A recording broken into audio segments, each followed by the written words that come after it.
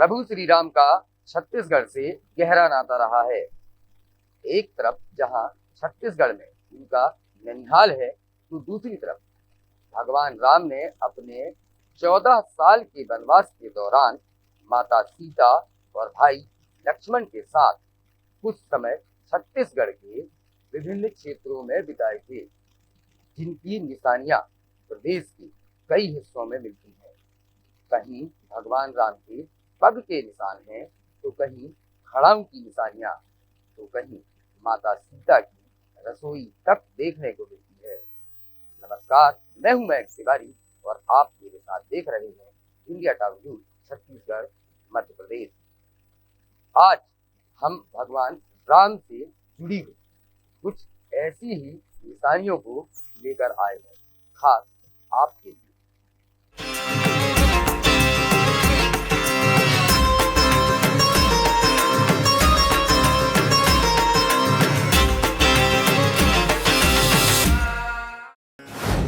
गुमनाम गुफा में 17 कमरे।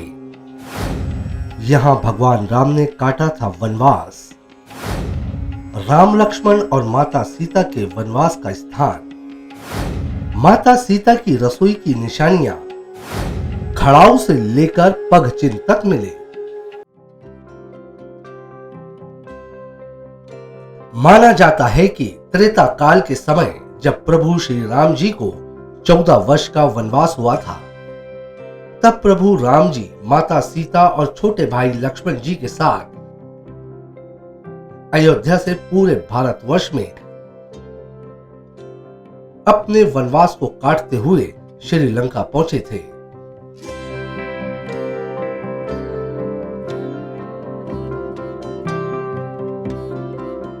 इसी बीच छत्तीसगढ़ के भरतपुर ब्लॉक के ग्राम हरकोच से समीप मवई नदी के तट पर श्री राम जी 4 महीने रुके थे और यही वजह है कि तब से इस स्थान को सीता माता के नाम पर सीतामढ़ी के नाम से जाना जाता है।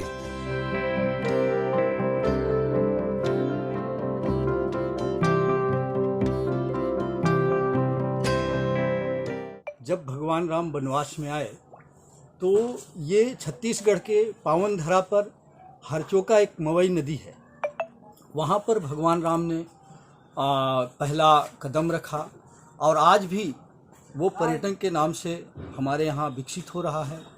इतना भव्य जगह है जहाँ पर आप 12 ज्योतिर्लिंग का दर्शन करेंगे। आप सभी कभी भी आइए, बहुत अच्छी अनुभूति होगी आपको, बहुत ही अच्छा जगह है। भगवान राम जी की चरण पादुका ये चिन्हित स्थल है, जो कि हमारे अयोध्या से लेकर श्रीलंका तक 290 स्थल श्री राम जी के वनवासी स्थान पर चिन्हित किए गए और ऐसे 290 स्थलों पर सब हर जगह आपको श्री राम जी के चरण पादुका दर्शन करेंगे। मनेन्द्रगढ़ से लगभग 150 किलोमीटर दूर वनांचल क्षेत्र में मवई नदी के किनारे स्थित सीतामढ़ी हरचौका की इस गुफा में 17 कमरे हैं।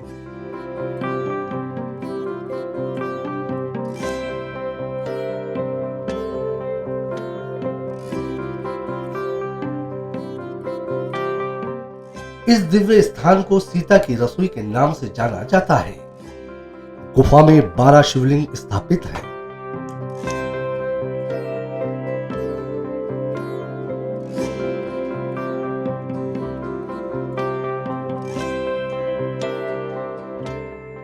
लोगों का मानना है कि गुफा में रहते हुए प्रभु श्री राम शिवलिंग की पूजा किया करते थे, जिसे मवई नदी के किनारे यहाँ प्राचीन मंदिर है। उसका एक तट मध्य प्रदेश की सीमा में आता है, वहीं दूसरा तट छत्तीसगढ़ में आता है। ये सीतामढ़ी के नाम से जाना जाता है। 12 ज्योतिर्लिंग राम जी आए हैं यहाँ जब वनवास काल में, ते राजा दंड कारण वन का नाम से इसको जाना जाता है। यहाँ 12 ज्योतिर्लिंग का निर्माण है, जो राम जी का इष्ट देव के नाम से उसको पूजा गए हैं। और इसके बाद पूजा करने के बाद में यहाँ से राम जी चले गए, घघरा प्रस्थान होते हुए निकल गए पंचवटी की ओर में। छत्तीसगढ़ के दूरस्थ वनांचल क्षेत्र विकासखंड भरतपुर के सीतामढ़ी हरचौका में रामवन गमन सीतामढ़ी मंदिर है। मान्यता है कि अपने वनवास काल में भगवान श्री राम जब छत्तीसगढ़ में माता सीता और भाई लक्ष्मण के साथ प्रवेश किए थे, तो पहला पड़ाव उनका इसी मवई नदी के किनारे हरचौका में हुआ था। भगवान को 14 वर्ष का जब वनवास हुआ था तो 14 वर्ष के वनवास कालीन 11.5 वर्ष चित्रकूट के धर्म व्यतीत किए। तो छत्तीसगढ़ की धर्म जब प्रवेश किए भगवान, तो प्रथम धरा हरचौका के नाम से चिन्हित है, जो मवई नदी के तट पे स्थापित है। वहाँ पे 12 ज्योतिर्लिंग की स्थापना भगवान ने की और वही नदी के मार्ग हो तो ये भगवान अपनी यात्रा पूर्ण करते थे। वहीं लोगों का यह भी मानना है कि भगवान श्री राम के आगमन से पूर्व यहाँ विश्वकर्मा भगवान आए थे और विश्वकर्मा भगवान के द्वारा ही भगवान श्री राम के रुकने के लिए गुफा का निर्माण किया गया था। यहाँ माता सीता की रसोई है, जहाँ सीता माता खाना बनाती थी। इस जगह माता सीता के साथ इनकी 7 बहनों की प्रतिमा स्थापित है। साथ ही श्री राम और लक्ष्मण जी की प्रतिमा भी स्थापित है। यहाँ के लोग मवई नदी के जल को गंगा जल के समान पवित्र मानते हैं, क्योंकि इनका कहना है कि माता सीता नदी के तट पर स्नान किया करती थी।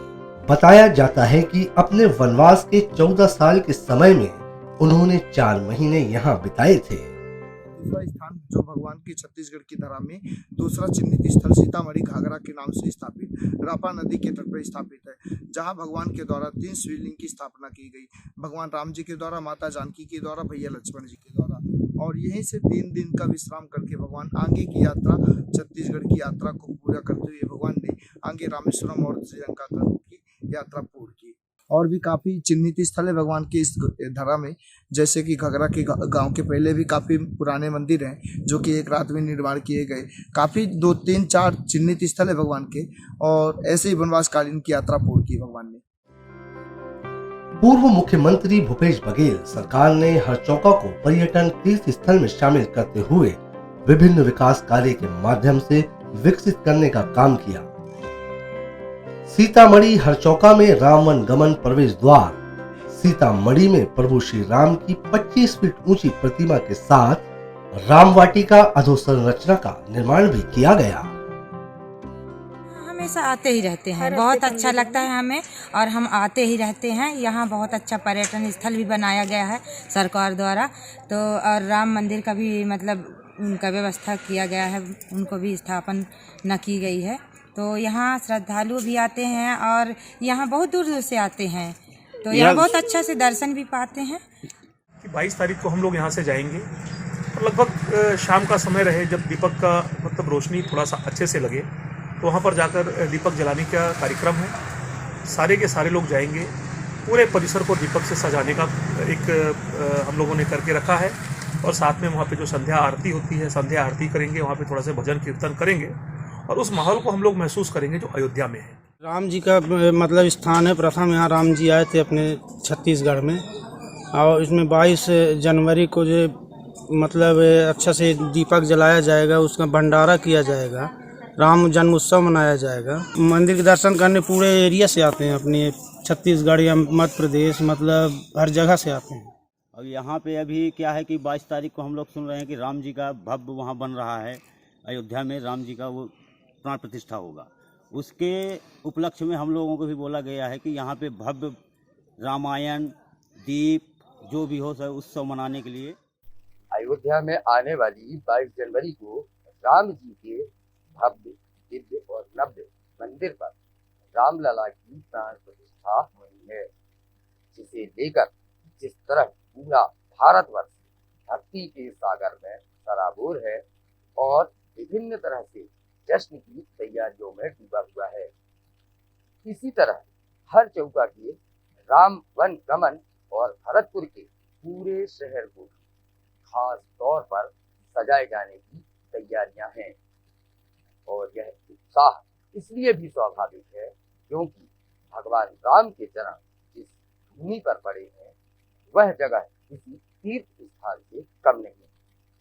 यह खास रिपोर्ट हमें भेजी थी मनोज श्रीवास्तव ने।